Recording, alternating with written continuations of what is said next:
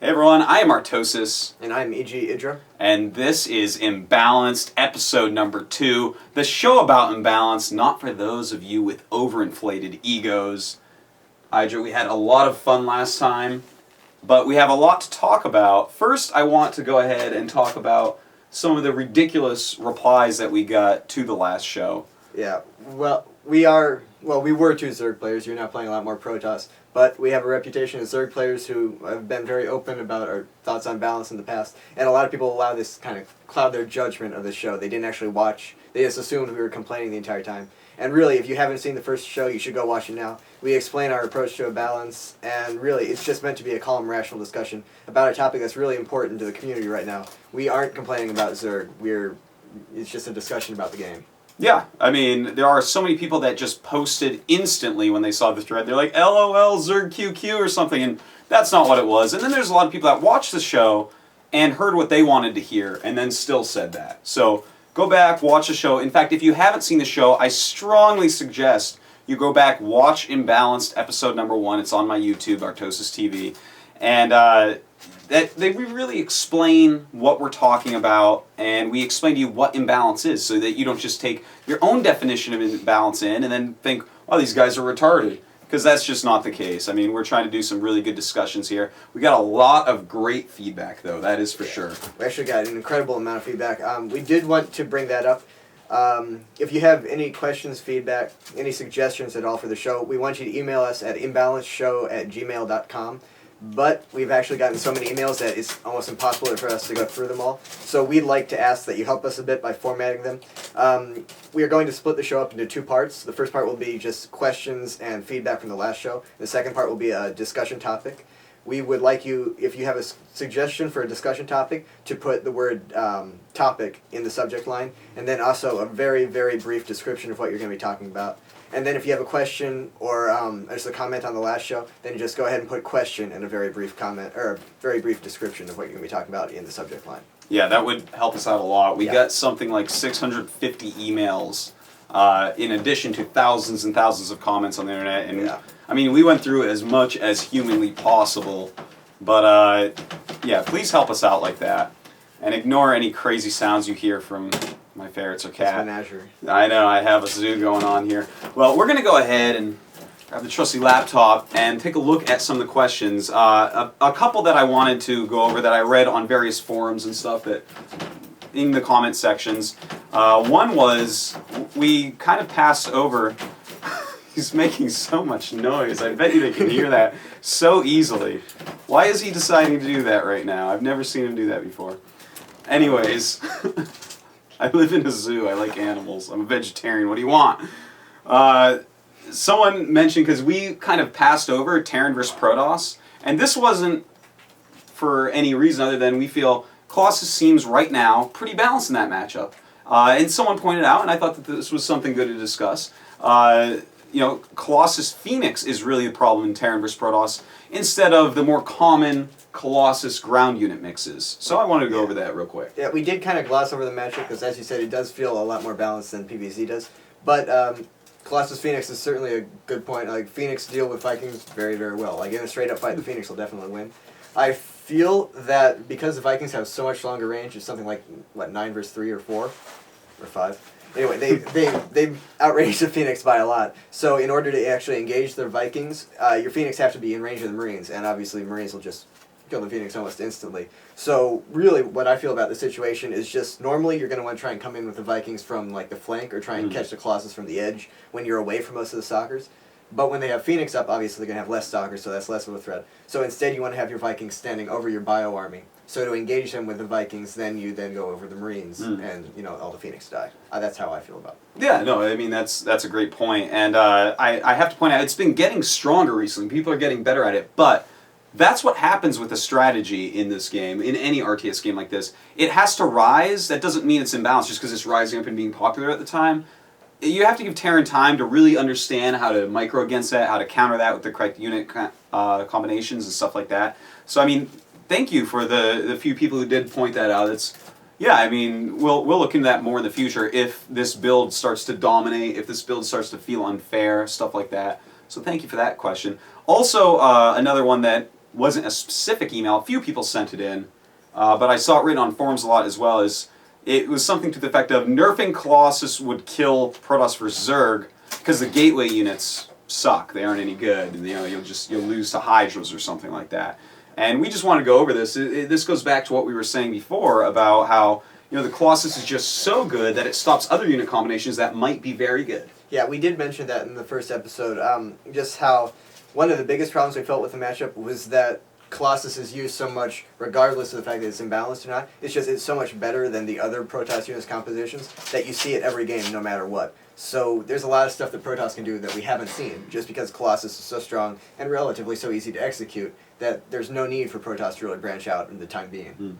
You know, actually, for instance, Inca, the American player, for a long time was going Zealot, Immortal, High Templar against Zerg, and I felt that he had some of the absolute best PvZ on the entire American server during the beta with that unit combination. And that unit combination, sometimes you do see it in Korea. Not all that often, but it does pop up, and it still feels very, very strong and very doable. So we haven't really seen enough to test out completely, but I would say that that's something that's usable. And nerfing the Colossus a little bit, whether it ends up that we need to or we don't. Why is he being so loud, IdrA? I don't know. Wants to be on camera. I'm going to go tape his feet together. But seriously, it's... What else can I say? We need to see what these other unit combinations do. Everyone's playing Colossus only, so... Yeah, Immortal Templar, actually, oddly enough, the Korean Inca does that a lot, too. He's one of the few Korean players I've seen doing it. And really, I mean, to great effect. It's just, you can't really judge everything else Protoss. Again, this is versus Zerg specifically. Against Terran, obviously, Templar gets a lot more play, and it is reasonably successful, but we've seen some of the other issues with it. Terran might be able to hit timing rushes or anything before Templars are out. But against Zerg, we actually haven't seen anything besides Colossus builds, besides the rare Void Ray build now. And Void Ray builds are having plenty of success themselves. Yeah. So it's just like, you really have to give Protoss time to diversify before you say that everything else absolutely can't work. We haven't seen if it can work or not. Absolutely. I mean, no one expects you in PvZ to go, you know, just Sentries, Stalkers, and Zealots all game. That's not doable. Okay, let's get on to the emails a little bit. We picked out a few that had reoccurring themes throughout the mailbox. A lot of people asking similar questions, and these seem to be worded pretty well. Someone named Patrick sent in, you both seem to come to the conclusion that changing the call would affect the other matchups in a way that would not be constructive. The main problem in PvZ... I have to actually go shut him up. I'm sorry. Please continue. The main problem was in PvZ the fact that you need to dedicate a good bit to Corruptors being the hard counter, and not having anything that's really a soft counter. What of a buff to Corruptors, such as a speed boost or maybe slightly faster DPS, so it's not a, I need to make Corruptors and sacrifice an army to remake a new one to be able to win, but similar to a TvP where you see Colossus and then you begin to get Vikings. And Vikings are not purely a hard counter, as they have more than just one specific use. Well, that's not actually avoiding the Corruptor becoming a hard counter, it's just kind of making it a better hard counter, which in itself could work. I mean, if Corruptors are better versus Colossus, then obviously Colossus aren't as strong. But, I don't know, it's not making it a soft counter. Well, I mean, the game is full of a lot of hard counters that counter other hard counters and stuff, which makes it a little bit different from StarCraft 1, but, you know, still a very similar feel. I think everyone is kind of wanting it to feel a little bit more like StarCraft 1, but maybe doesn't necessarily need to be like that to be a perfectly balanced game. Oh no. If you set up a system of hard counters very, very well, I mean, there was that to some extent in StarCraft 1. It's like, Zealots beat tanks, beat goons, beat vultures, beat Zealots, you know. If you set it up really, really well and have all the math worked out and just everything lines up, then it can be very, very good. It's much easier with a game of soft counters, because then it more comes down to execution and tactics and kind of the things that are more inside the player's control. And therefore it becomes much more entertaining, because you're not going to have situations where it's, oh no, he got 4 Colossus and I don't have enough Corruptors, the game's over. It's, he got 4 Colossus, now I can do something to try and beat this, which just generally leads to better gameplay. Yeah. So, yeah. As for how to make it a soft counter, actually one thing is bringing back the old corruption spell on the Corruptors, the one that disables buildings. It's actually useful, because right now you gain DPS, but honestly, it's not a big difference. You do it just because there's no cost to do it, but it's not big. But if you have the thing back where it contaminates buildings, then I feel that's a lot more effective. No, I agree with that greatly. I mean, if my Corruptors still did that, I would definitely think about getting them more. Obviously, corrupting robo bays, that's going to slow down the Colossus production, which means you need less corruptors overall. So I actually didn't even think of that. Yeah, So, it just came to me now when I saw the soft counter. That's actually this like is a really good question. That is Thank you so much, Patrick. Yes. This was like actually very thought invoking. I like that a lot. I think the reason why that was taken out, a lot of it was disabling Planetary Fortress, because that was actually kind of funny, and cannons as well weren't all that useful. I remember I would actually go Corruptors versus every race just to shut down all their static defense. So maybe a tweak on that spell, but bringing it back, maybe stopping production. Well, they have it on the Overseer now, and it doesn't disable. Yeah, I guess buildings now, technically so they do have it on the Overseer. They just have to move it back to the Corruptor. Yeah, I think that would be a very good way to address the issue. Yeah, I like that. So congratulations to you, sir. That was a good email. Next. By the way, I'm really sorry about the noises. I know that seems pretty unprofessional, but we're doing this in my living room. I have pets, and I don't have time to keep restarting the camera because I have to go to GOM very soon. So we just have to get this episode done. Okay, and this is an email from Steven. Is it possible to use Ultralisks against Colossus? Says, one thing I was surprised you didn't mention on the first show is the possibility of using Ultralisks against Colossus Death Balls. You can run into problems if the Protoss has a high amount of Zealots, but the Ultras are highly effective against Stalkers and Colossus. Protoss option of Mortals, but if so, they won't be able to keep making Colossus, and so that kind of negates the whole point of the Colossus. You don't get that big Colossus ball, and you have more unit diversity. What do you think of that? Well, Ultralisks can be great in some circumstances. There are actually fun little Ultralisk timings that kind of exist. We haven't seen them lately because no one really does Stalker Colossus 2-base all-ins right now. Yeah. It's a more balanced unit mix. It's normally not an all-in because you can really take a third base with it quite easily. But against those, it kind of worked. The thing is, you said here, with a high amount of Zealots, it can really be highly effective against the Ultras. But actually, you don't need too high an amount of Zealots. The thing is, Ultras don't really kill Zealots. They do like 15 damage or something to them, right? It's a very small amount, and you can actually, I've had so many games where I'm going Ultras, and they literally, while I'm attacking them, warp in Zealots, and the Ultras can't even kill them before they warp in, and then they're there, and they're fighting, and then they get another round, and the Ultra is just such an expensive unit, it takes so long to get to, that it doesn't seem like this is the greatest counter for it. If you're going to spend that long and that much money on something, it better do its job beautifully. And here I just don't quite see them Ultra. I love Ultras, but... Yeah, and you have Stalkers behind it, which is bonus versus armored, and obviously they destroy Stalkers instantly if they get to them, but if you have the Zealot Meat Shield in the way, then the Stalkers are still saying the radiant damage. And then you do have the Immortals, and I'm pretty sure that's the highest DPS versus armor in the game. And they just absolutely destroy Immortals. It's like, you get 4 Immortals, and Ultras die instantly. Yeah, you literally can just shift-click on them. I actually put my Immortals on a different hotkey and do that. Yeah, and then you still have the Colossus, which can run away. I mean, if you can and trap still does them, a lot of damage, too. Yeah, it does a ton of damage. If you can trap them, if you get them fungled or something, then they die immediately because they're armored, and Ultras are good versus armored. But really, like Artosis said, it's a situation where Ultras are a good counter to 2-base Stalker Colossus all-ins if you can get to them, which is still iffy in itself. But otherwise, it's just Zealots and Immortals are so efficient versus Ultras that it's too easy to nullify if Protoss has an economy to back their army up. So a very good question, Stephen. Thank you very much for sending it in. A lot of other people did as well. Yeah, there was a lot of interest in Ultras, and we just kind of didn't address them just because they fell out of fashion. Just that no one uses them anymore. Yeah. It's sometimes we assume that everyone thinks like us. Yeah. You know, they might know these things that just we take for granted, such as Ultras. Just right now, they aren't working right now. Yes. Yeah. Okay. In that matchup. Yes. This is a question from Joe. A large reason the Colossus is so heavily used is because they counter some of the units that other Protoss units are supposed to counter better than the intended counter. That was kind of convoluted, so just to explain, it's like Immortals are the intended counter against Roaches. Yeah. They take less damage because of the hardened shields, and they do bonus damage versus armor. But as you move along in the game, the Colossus range and splash damage in combination with the sentries means that Colossus are actually better to have versus Roaches than Immortals.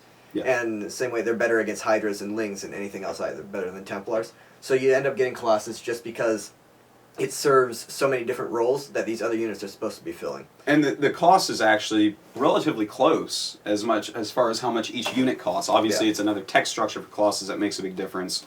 But, yeah, when you add in those extra units, like the Hydra is actually the counter to the Immortal. And so is the Zergling, right? Yeah. So when you add those in, then suddenly your mortals, you're just kind of like, oh, I don't know, this isn't working out as well. Yeah. Whereas if you had just jumped up and gotten the Colossus, not only are you hitting with splash damage, but you are absolutely murdering the Hydras and Lings. Yeah, it just deals with everything. And that's not a situation where you can control the Immortals. It's a mass unit army. You're not focusing down a couple of Ultras or something. Yeah. You can't actually focus through all the Roaches. Even if you could, it would be inefficient because the unit movement, they would all dance around and it wouldn't. Yeah, and that's actually a good point as well, because let's say that you have those Immortals, and let's say that you're really keen on your battle micro. You keep those Immortals in front because they do only have those 4 range, and you're actually targeting off Roaches. The thing is, the Hydras have a greater range. They're going to be behind, hitting those Immortals very quickly, taking them down very quickly. Yeah. Whereas, of course, the Colossus kind of sits in the back. He's safe. Throw up some force fields, and then everything is hunky dory. And what Joe proposed in response to this is actually nerfing Colossus range and upping Immortal range, or buffing Templars or Archons. And I think both of those could be reasonable, but I would hold off on just buffing the other units, just because, like we said in response to the first question, kind of you want to wait to see what actually happens when people start using Immortals and Templars more. Because personally, I think they could be just fine. I think we might just not be seeing them. Yeah, no, I think that that's actually a unit combination. In fact, I have next week off. I think I might try it a little bit. I could definitely see that unit combination working out some. But as far as just a complete off-topic little thing, buffing the Archon, I would not mind. It's okay, but I could see it being just a little bit better for how much it costs. Yeah. I've seen it be very good against Terran Bio Balls occasionally. That's the only time I really see any use at all, though. So I suspect that buffing it's more of a tank of damage than anything else in that matchup, though. Yeah. Okay. So thank you, Joe. That was a very nice question. And our final user question for this episode is from Sergio. I have always felt that the area of effect damage of the Colossus should be treated as that of the siege tank. Thus, the AoE damage dealt to your own unit should not be set aside, since that automatically limits the number of Colossus or adjusts the number of supporting units. And now that's an interesting idea, but I have to disagree with that. I think that Colossus would be a useless unit at that point. For instance, we don't have the same anti-air DPS from Stalkers as we do from Marines. So let's say for a moment that you could do this. Siege tanks do this, so but here's the thing: the units that are standing around the siege tank, the Marine can actually do things like stop what I'm about to describe, which is you put all your Roaches and Overlords and suddenly you drop them across the Colossus ball, and guess what? The Colossus are going, they're going like this, trying to kill everything on the bottom, and they're just hitting all their own units, and the Roaches are tanking and they're dealing damage. And I feel like that would way underbalance the Colossus. The Colossus would be a piece of garbage if it did splash damage to your own units. Yeah, definitely. Or at least it would be a completely different role, only for like sieging spine crawlers or something like that. Yeah, you can already kind of see this to an extent with a tank. You don't see it as much in StarCraft 2, but like the effect of Zealot Bombs in StarCraft 1, just using their own splash damage against them. And that's with the minimum fire range. Like, the tanks can't hit anything near them, and that actually plays a huge role in that kind of splash damage. It really, really limits how much damage they're going to do to anything that's dropped on top of them. With the Colossus, there's no such limit. They can hit something standing right under them. So if you just carpet bomb a Protoss army with a bunch of Colossus in it, not only do you have all your units doing damage, but all of his units are taking as much, if not more, than yours from the Colossus. That would actually be too much. It would make the Colossus really bad. The Colossus really is the damage dealer in the Protoss ball. So yeah, he'd be taking insane amounts of damage. You'd kill him in seconds with drop. Yep. So yeah, but a very good question. That's exactly the type of question that we totally want to answer. Something we don't think to actually bring up during the episode. Yeah. So again, we got an unbelievable amount of emails. We went through as many as we possibly could. We want to answer more. So please, as I just said, go through and really label them a little bit better for us. We're trying to get through them, but there are a lot. And again, we're splitting the show up into 2 sections. One, questions largely focused on feedback from the last week, and then topics. So please split it up. If you have a discussion topic you want us to spend a lot of time talking about, you think there's a lot of meat to it, then label it topic. If you have questions that fit in this segment, just kind of like what we just did, if it's just a minor little thing you feel we skipped over, or your thoughts on the topic, then go ahead and label that questions. And we had an unbelievable amount of people give us suggestions. Thank you so much. One that really sparked our interest for today, I think a lot because I was watching some recent GSL games, and we had a lot of TvPs in there, was the early game of Terran vs. Protoss, and the power of upgrades such as STIM such as concussive shells, such as combat shield. Yeah, really, early game TvP is just, Terran really controls it right now. Terran just has so many aggressive options, and a lot of Protosses, a lot of people in general think that that's too strong. That's the reason for Terran success against Protoss recently. And really, I think a lot of it does boil down to those infantry upgrades, because if you look at a lot of Zerg's and Protoss's really critical upgrades, like Speedling is 100 gas, it's a really long time, Burrow is really long. And Protoss upgrades, most of them don't even kick in until the mid-game, like charge lots or blink or anything. It's really a big investment. But then you have Grenade, the Concussive Grenade for Marauders, at 50-50 in a short build time. STIM 100-100, relatively short build time. It's just they have such powerful upgrades that are both cheap and fast. It's just, it seems to make their units so much more efficient early game. It seems very powerful. Yeah, their units are already efficient as well. I mean, the Marine and the Marauder, both very strong units in the early game, can be very hard for people to actually deal with. So there's a lot of different rushes that we see as well. There's actually so much to talk about here. I'm not even sure where you want to jump in, Greg. Yeah, well, let's just go ahead and work our way up the ladder. The first one is just one Rax or Marauder expansion. With Concussive and sometimes with STIM, Marauders themselves are simply so efficient that they force such a response from Protoss that they can then use that to expand safely and control the game from there. Yeah, you literally can go over there, you can push on the Protoss, and if they don't have the right units there, against one Marauder with concussive shells, you need at least 2 units. You need at least a Zealot and a Stalker, and in that situation, sure, you're going to take it out, but that's 2 units opposed to 1, then he gets a second one over there, and suddenly you're going to need 3 to 4 units, and it can become this hill that's actually a little bit hard to get up. Now, it shouldn't actually kill you. It's supposed to just be a pressure expand. Yeah. Normally, pressure expands in economy-based RTS games won't do too much damage. You might get a unit. Remember in StarCraft 1, if you do a little pressure expand with Siege Shank and a couple Vultures and a Marine or something, you might kill a Dragoon. Then you're like, oh yeah, all right, and you go home. Yeah, now, I realize this isn't the same game, but sometimes you can get a lot of kills with this. The Protoss has to actually be very careful with this, and what counters can a Protoss really use against this, and does that balance it out somewhat? Now, go ahead.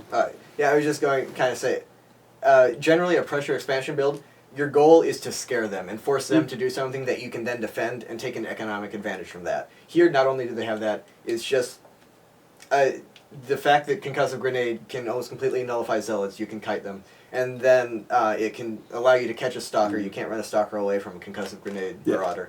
And then you look at the Marine with STIM, is one of the most cost-efficient things in the game, if not the most. So it's just everything is so strong that it turns these builds that are supposed to be in pressure into potential killing builds without sacrificing the economy. Yeah, that's the Protoss has just randomly done a build that's going to die to this. They can actually just fall over and die. When your pressure comes, you're already building a command center, and here comes this pressure that's actually really scared for the Protoss. Now, a lot of this is on the Protoss. Like, whoa, what were you doing here?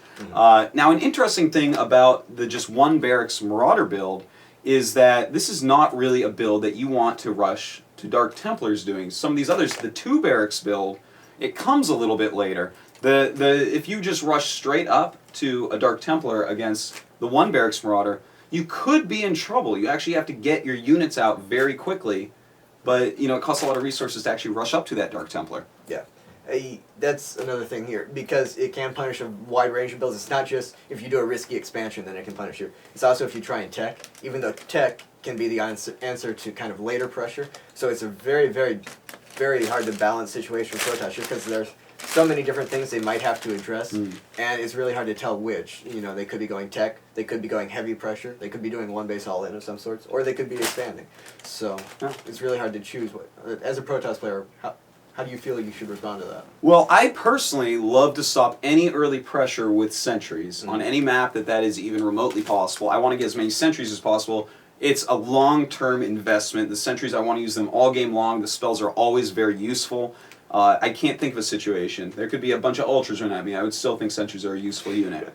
Okay, maybe I'd be wrong in that one case. All right, just calm that down. One, though. But yeah, I normally want to do that, but against this, not necessarily. Now, I have seen some builds, I haven't actually tried these yet, but I have seen some builds that in PvT, if they actually open with that, because Terran is going to open, if they decide, okay, I'm actually... My cat now is going crazy. I've seen builds where you can actually, when the Terran will decide, okay, I'm going to open with the Marauder expansion. But we have seen before, I want to say it was MC, but I might be wrong on that, where you can actually open with 2 gateways and make some zealots and some stalkers and just kind of chrono boost them out, and suddenly you own these few marauders. You chase them down. He has no stim. You can chase them down with stalkers, and the zealots obviously act as the meat shields.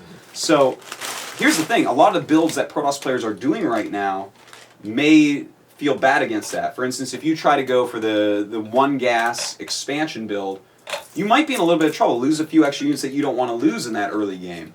Whereas if you choose maybe some of these more economical builds or these more aggressive builds, you might be in a much better spot against that. So I don't see any real room for complaint against that right now. Maybe a little bit, because you kind of have to go to great means to stop it, and there's no huge weakness with the build for Terran. That is kind of the point.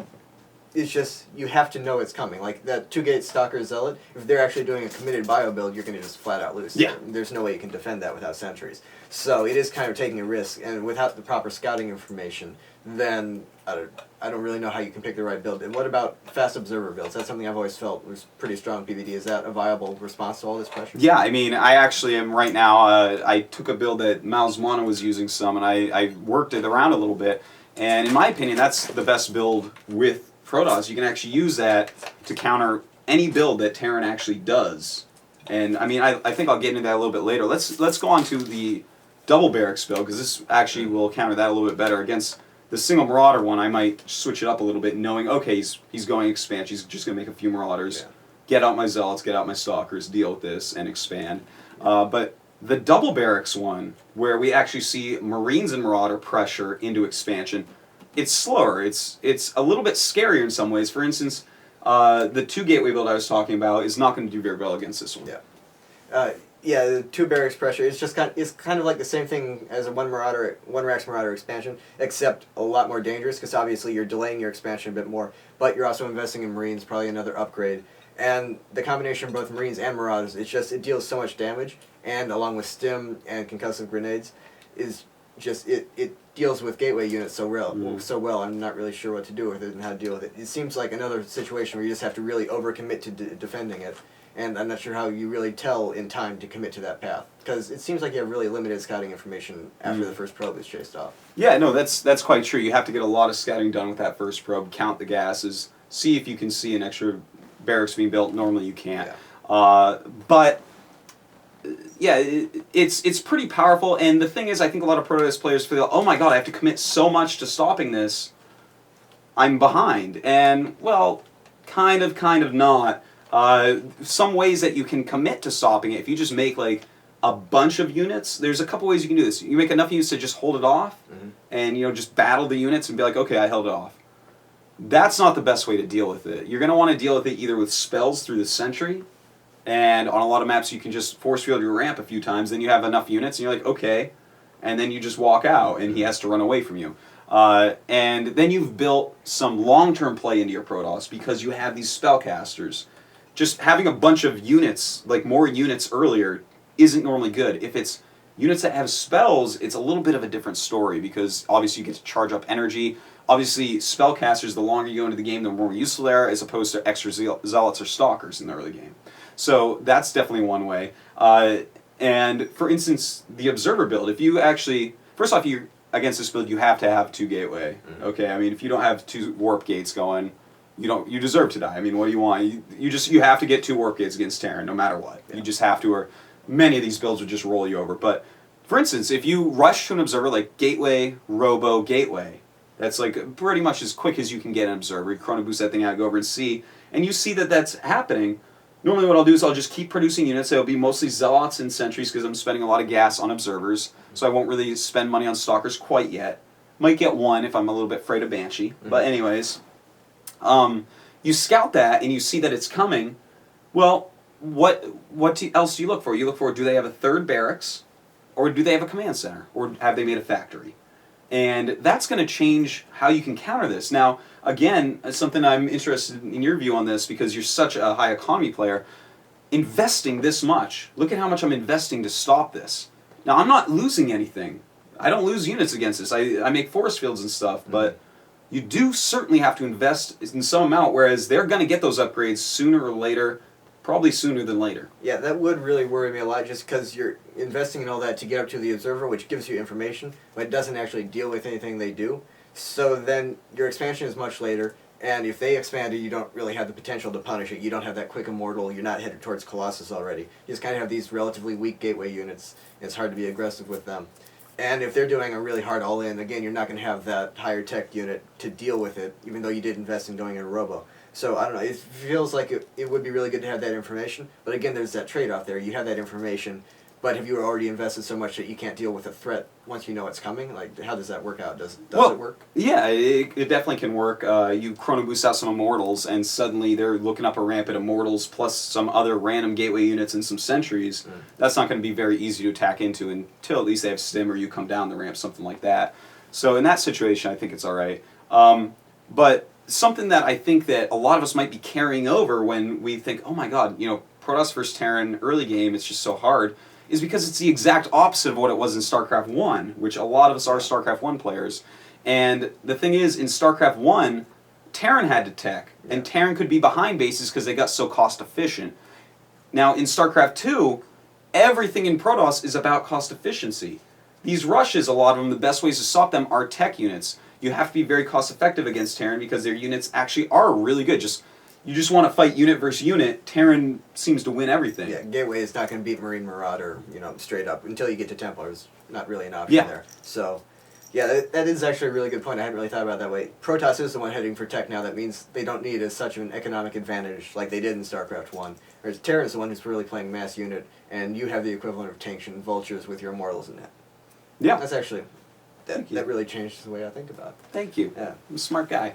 What about the Terran tech all-ins, though? Like the Raven-based builds, a lot of Marine Raven Banshee. I've always seen a lot of people complaining about it. It's what knocked Tester out of 2 GSLs and stuff like that. Yeah, I actually did make a tutorial about it on my YouTube. I didn't tell you about that, but yeah. It's actually, with the Observer build, for instance, if you scout this coming, you have enough time to stop it. You can actually just chrono boost out Colossus. And here's the thing, you can go 4 Warp Gate and chrono boost out Colossus, and that will stop any Raven build. Absolutely stop it dead in its tracks, kill it, they lose the game. And a lot of people, when I made that, were actually like, oh my god, the counter to an all-in, another all-in, LOL Artosis, you're a newbie. No, actually, that's not what it is, because Terran has chosen, okay, I'm going to do strategy X. I'm going to kill him with this. That's my strategy, that's my game, that's my plan. That's what I'm going to do. But what you're doing is saying, okay, I'm looking at what he's doing, how do I crush this? And you get that unit composition together that's going to crush it.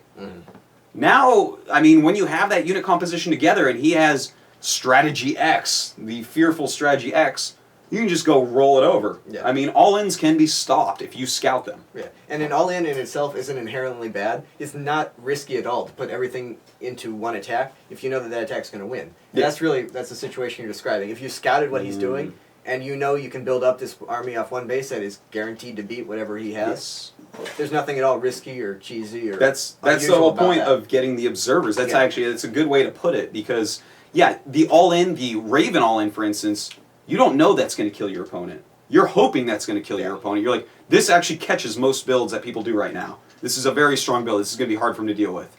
That's you hoping. Yeah.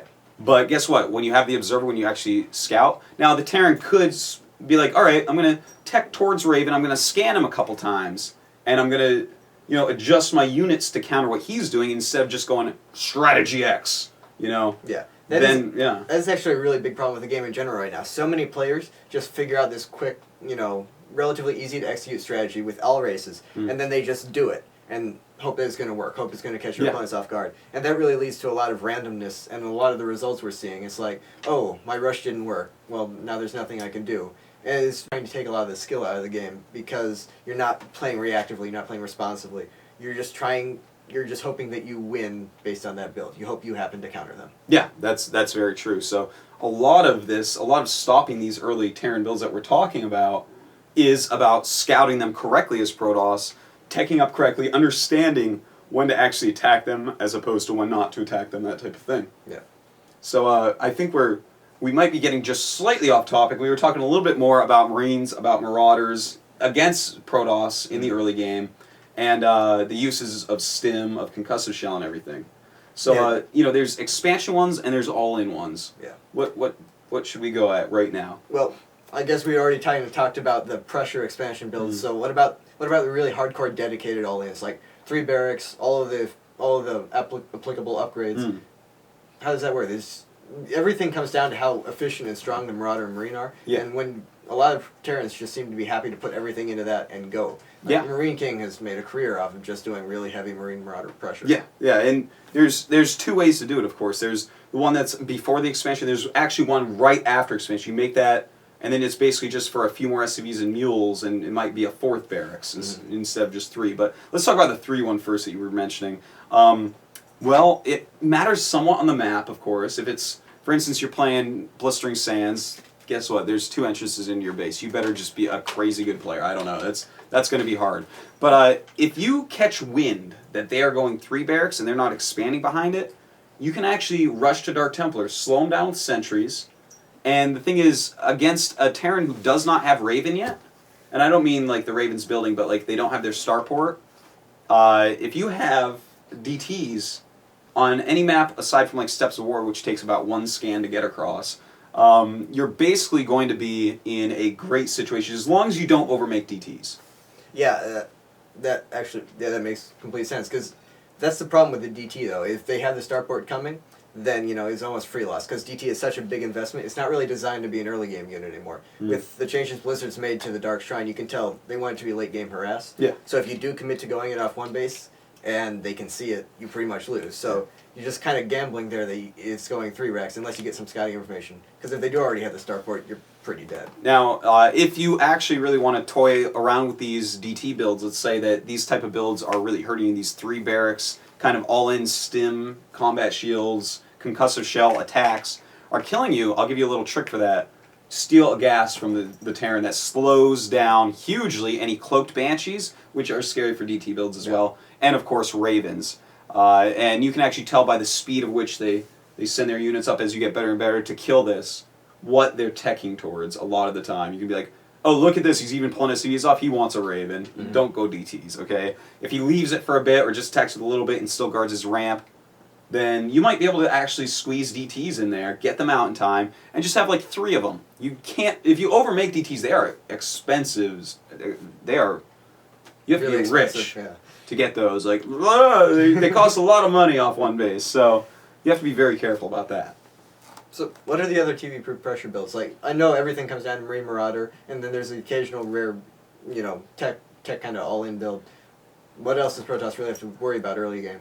Well, mostly it's these attacks, and one that I would love to point out because, for instance, MVDP loves this style, and a lot of top Terrans can do this, where they'll expand quickly off one of these builds that we've already talked about, one of these pressure-type builds, and then they'll just start making a bunch of barracks and start hitting you with huge amounts of Marines and Marauders, and that ball, the DPS of it, gets higher and higher and higher. They put off things like medevac and whatnot. They have 2 command centers, 2 scans, orbitals. So you have to be very careful about doing something like DT tech. Now, a lot of people are like, we've seen so many great players fall to just this type of play. It's just these base units. And I think this is probably the root of why a lot of people think that early Terran versus Protoss pressure, even after the expansion, might be overpowered, because you see these great Protosses that fall to it. But there's really only 3 ways to combat these big groups of Marines, Marauders, and STIM and combat shields and all that. Yeah. And those ways are, of course, the Colossus, the High Templar with Psystorm, and Sentry Energy. A lot of Sentry Energy. And that's the thing. You'll see a lot of times this attack comes out and you're like, oh my god, this is going to be so hard to stop. And then they'll stop it at first with, they'll cut it in half with force fields, kill off some units. They'll be alright. They use some Guardian Shields, And the thing is, oftentimes you'll be like, wow, Protoss is owning. And then it suddenly turns around and Terran owns, and you're like, imbalanced, oh my god. How did he do that? The Protoss played so well. Yeah, normally you have to have a lot of energy on your sentries. Yeah, normally it just comes down to the fact, as long as you have force fields up, you do just fine. But Terran keeps sending units, and eventually you run out of force field mana, and then all of a sudden everything disappears, like immediately. Yeah, immediately. Sentries just tickle those Marauders, man. They're just going like this and going, Really, you have to be teching to something else as well, or, and this is the next thing I'd like to talk about, because a lot of people are thinking, oh, maybe these builds are too aggressive. too strong with the early STIM. And as I just pointed out, it's on you as a Protoss to tech up and get units that can deal with that. That's just the way the game works. It's not like I decided. It's just, it is.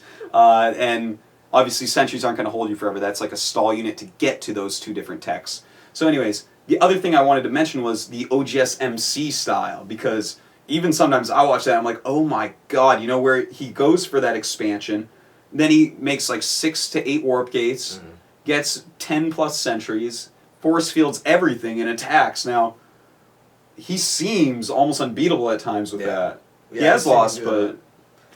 Yeah, actually, I've seen him do that, and he would just break like 3 bunkers with an expansion up. It's like, how do you really deal with that as Terran? Because that's where Marine Marauder is supposed to shine, against a bunch of gateway units.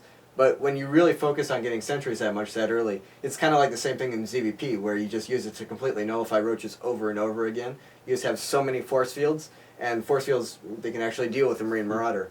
And I don't know, that just does seem like a very powerful style. But again, this is off one gateway expansion, which is really risky in itself. And that's what happens when a risk pays off. It's just kind of general principle. If you get away with something like that early on, then you're going to have an advantage later. And it's going to be hard for your opponent to deal with. Yeah, no, that's very true. And I think we need to see that build a lot more, because I think OGS MC really outclassed most of the Terrans that he's been playing in the GSL and other televised matches with that build. I think the more we see, like, for instance, he and MVP go at it, we're going to be able to tell more about OGS MC's style of attacking. Because, again, it looks very strong, but it doesn't have a lot of long game ramifications. He has just a bunch of gateways he's spending only on units, not even really getting attack upgrades or armor upgrades, anything like that. So basically his entire long game is the sentry energy, and when that's gone, all he has left is the meat and potatoes of the zealots, of the stalkers, and will that be enough to just keep going? Well, if you hold it off well and you're about even, and suddenly he's out of sentry energy, no, he's not going to be able to keep going. You're going to own him suddenly. That is something I could see being kind of a fundamental problem. It's just everything that responds to Marine Marauder requires a lot of gas, either a bunch of sentries or tech. And if you're making enough sentries to really, really deal with Marine Marauder well consistently, then do you even have the gas to tech up? I know you said, you know, these are a stall unit. You're trying to use these to buy time for your robotics units, and that makes sense. But the sentry itself costs a lot of gas. And especially the Colossus is a very gas-heavy unit. Yeah. That doesn't really seem like a good dynamic, to have to use gas units to get to more gas units. Yeah, it's all about balancing it. It's kind of like Zerg in StarCraft 1. Think of that, right? You had to make a lot of mutas against Terran, but then also you had to fit in lurkers, and you had to get to Hive and get in Defilers. I was going to call them Infestors. Yeah, right. Oh, I'd still be playing Zerg, I5, yeah. But no, you have to do that balance, and that's actually very difficult. A lot of times I joke, and half joke really is the best way to put it, about Protoss being an easy race to play. Now the thing is, it's actually very hard to learn how to properly balance your gas. How many sentries do I actually get? Because I need to rush to either High Templars or to Colossus, and I need to hold everything off. Now a lot of that's going to come down to your scouting. You're going to have to look. You're going to have to really know the build orders of the Terran. Know, is this one that he's going to pressure me with now? You're going to have to look at your map. What map am I on? Am I on something very wide open? Am I on Metalopolis, where he's going to have a huge arc, and I'm going to need a ton of force fields? Am I on Lost Temple, where I only need 3-4 force fields to hold his army, just make it sit there? And those are the type of things that are actually really hard as Protoss. You have to really get good at that and balance your gas to actually be able to tech up and play that even game. So, yeah, I think it's so much easier to balance minerals as opposed to gas on anything. That's like very easy, very straightforward. You have to even decide when to make your geysers, you know. So I think that also may be one of these big roots of why a lot of people have emailed us and commented, you know, it seems imbalanced, you know, Marines and Marauders STIM in TvP. Yeah, that's actually kind of funny, because another one of the topics that we got a lot of emails about that we're going to address in the future is the force fields and the sentry in general, and just people think it's too powerful.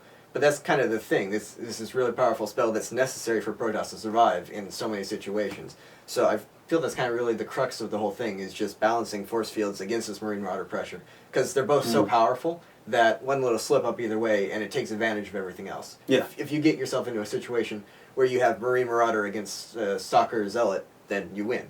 But if you're in a situation where you have just enough force fields and then your tech units get out, then you're in a really good situation against Marine Marauder. Yeah, you're going to feel great there. And I don't think we really have enough time to get totally into it, but You know how I was mentioning before that you thought was quite interesting about how this is the opposite of StarCraft 1, where Protoss can be bases behind and has to tech up to be cost efficient.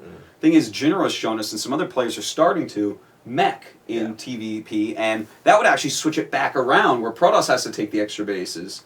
So there's an interesting dynamic there where you have to decide which role are you actually in, and we've never really had a matchup like that where you could really, both players could play a completely legitimate, non-cheesy game, and it could completely switch around which is the expander and which is the techer. That would actually be really, really intriguing, because you're right. In modern StarCraft 1, nothing ever worked like that. It was always very well-defined roles. Kind of ZVT, you could maybe play a mass unit style once in a while on some maps. Yeah. And even then, Terran was still responding pretty similarly. It was just expansion timing. But no, this is like completely different unit mixes from both sides and completely different styles. That would be really cool to see. Yeah, no, I've been saying for a long time, I think that the Terran vs. Protoss matchup has all this potential. It's going to keep evolving. And I hope that you guys go out there and try some of these things that we've been talking about here, really. Let us know in the email. Yeah. Make sure you put in the subject line so we can sort through there quicker. This time. But yeah, there's just so many different ways that it can go. So right now, people are really struggling against the Marine and the Marauder. But I hope I've explained some ways that I don't think necessarily that it's imbalanced. Now, I think we should get back onto a little bit more hardcore. Is this imbalanced or not? Is the STIM in Terran vs. Protoss, the Marine and Marauders STIM and concussive shells, is that too strong for as early as it comes in the game? I think it's definitely a situation where it's easier for the Terran. I think it takes a lot more knowledge and experience for Protoss to balance out their force fields just right. And I think, like you said, it does all come down to having just the right amount of force fields to survive. But I don't think that necessarily makes it imbalanced. It just means Protoss needs to know what they're doing. What it might do is make it imbalanced at some of these lower levels. Now, we have said in episode 1, I hope you guys watched it, that we're talking about pro-level, top-level play. So, because there's just so many things, of course, you can fix at lower level play to overcome things. But yeah, I think that's quite true. And there's always going to be races and strategies that are easier than other ones. That doesn't necessarily make them imbalanced. Unless you hit the point where it's like, well, only Bisu can do this. Yeah. At that point, you have to start questioning things. But it does really seem like a thing where Terrans will figure out the better way to play the early game quicker and easier. But at the highest level, it's not something that's inherently imbalanced. It's something that can be dealt with in a fair manner. Yeah, and one more thing I'd like to add into that is that you just said Terrans can figure that out easier and quicker, the more powerful way to play the early game. That's with the Marine Marauder composition. Now let's turn it over and look at mech for a second. With mech, that's going to be easier for Protoss to figure out what to do in the early game. Because guess what? It's harder to be the defending techer than it is to be the attacker. Yeah, because you have to cut everything really close. Yeah. Otherwise, you just end up so far behind in an economy that your tech doesn't really compensate for it. It doesn't really matter how many tanks you have if they have 4 bases and Immortals and Void Rays or whatever. Yeah. So, yeah, that would be... So, yeah, it looks like there is actually so much more to learn this matchup. And I would say, right now, looking at how it is and the fact that I feel like mech is going to rise up some, I don't know if it's ever going to replace it. I don't know if it's going to be 50-50. But that's definitely going to be a situation where Protoss has it easier in the early games to figure out what to do, how to get ahead. I'm going to go ahead and say I want to push back STIM and concussive shells because they are very powerful. Yeah. And my Protoss has not actually played Marine King Prime yet. After I do a few times, when I play Marine King a few times, we can revisit this. But for now, I'm completely undecided on it. I think it's okay-ish for now. It seems like it might be, but I'm not going to say it's imbalanced. I'll hold with what I said earlier. It's much easier for the Terran to execute, but when you get right down to it, when you figure it out as Protoss, it's a doable situation. It's not imbalanced in itself. All right, excellent. Well, I guess that covers what we wanted to cover on this week's show. I hope that you guys enjoyed it. I hope that more people who needlessly flamed last time maybe watch the first episode again maybe and see. You know, this is a pretty reasonable discussion. I think it's a good thing. We saw a lot of good discussions on these forums and stuff. There was so much feedback everywhere. Yeah. And really people should be discussing this. This isn't actually a taboo word, imbalance. It's just, it's overused and it's wrongly used all the time. So we're just trying to bring some humanity to the subject. Yeah. So it's a new game. It's only been out a few months. Even with the almost a year. Even with the experience of StarCraft 1 behind us, you know, there's guaranteed to be some imbalance. It's not a bad thing, but it does need to be addressed. It does need to be talked about. Certainly. So I just hope everyone will listen to this with an open mind this time. Yeah, an open mind and an open heart, because we love you guys. All right. That's all the time we have. I got to get off to GSL. Yep. And Greg, we will see him again next week. Next week. A lot of people ask, we're planning on doing it weekly, maybe a day before, day after, just depending on our schedules. So, yeah, hope you all keep watching and fighting the good fight, doing your little arguments, but keep civilized. Yep.